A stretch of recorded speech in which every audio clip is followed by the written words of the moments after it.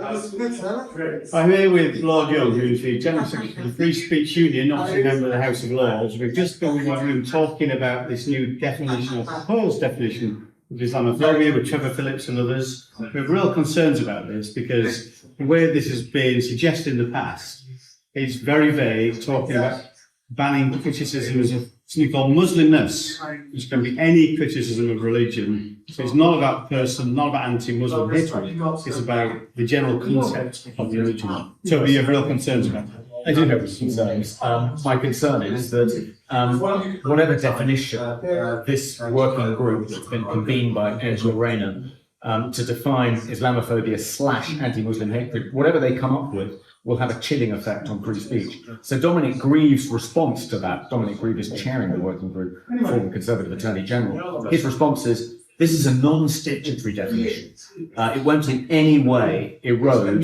the legal protections for free speech already in place. So you don't need to worry about the chilling effect on free speech. I think that's an inadequate answer, because even if it doesn't actually change the law, it's not embedded in law, nonetheless, we know from the way in which the All-Party Parliamentary Group on British Muslims definition of Islamophobia was embedded in speech codes. It was taken up by the Labour Party. Trevor Phillips was suspended from the Labour Party for Islamophobia. He fell foul of that definition. Many Labour local authorities took it up, and that inhibited people from raising the alarm about the grooming gangs. When people did raise the alarm about the grooming gangs, like Sarah Champion MP, she was branded an Islamophobe. Even Baroness Casey, who's just completed her report on the grooming grounds, she was nominated for Islamophobe of the Year. So we know the way in which that definition in the past was weaponized to chill free speech, to shut down legitimate criticism. And I'm worried that even if they come up with a better definition, less expansive than the APPG's definition, it'll still have a really chilling effect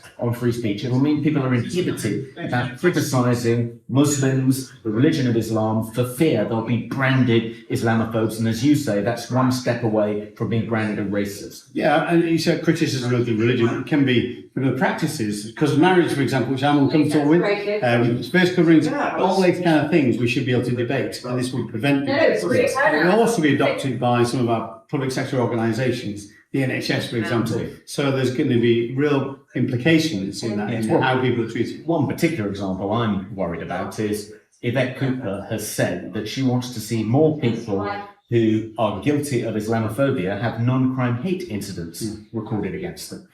That means if this group does come up with a definition, which is then taken up by the government, it'll be operationalised by the police, and you'll get into real trouble. If, according to that definition, you do something Islamophobic, you'll have an NCHI recorded against you, which can haunt you.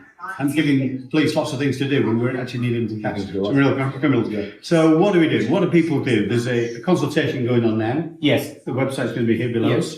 Yeah. So originally, the working group just invited a hand-picked group of activists to respond to their call for evidence. It was a very selective consultation. So the Free Speech Union wrote to them, threatened them with a lawsuit if they didn't broaden the consultation. We thought doing it in this particularly selective way was a breach of public law principles when it comes to consultation. They've now broadened it and they've extended the deadline, but they've only extended the deadline until Sunday. So the more people that can respond to it, and the more people that can say, we don't need a definition of Islamophobia. There are already perfectly adequate protections in law for Muslims who are discriminated against, who are the victims of racism or prejudice or religious discrimination. We don't need special protection for Muslims. We don't need that kind of two-tier principle embedded in our society. And of course, it will inevitably lead to calls for a definition of Christophobia and Hinduphobia and Sikhophobia. We'll be walking on eggshells about each other, which we don't want. So if people could respond saying, we think this is a terrible idea,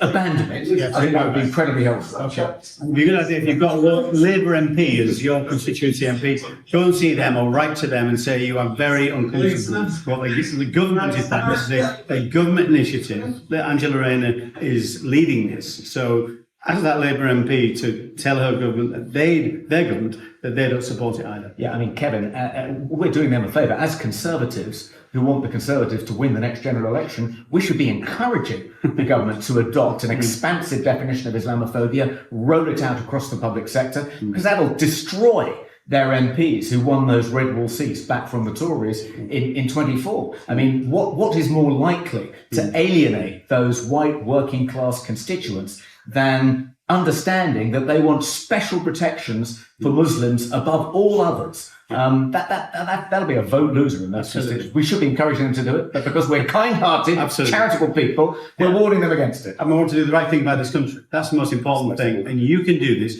You hold the power. You've got the chance to make a difference. Please use that chance.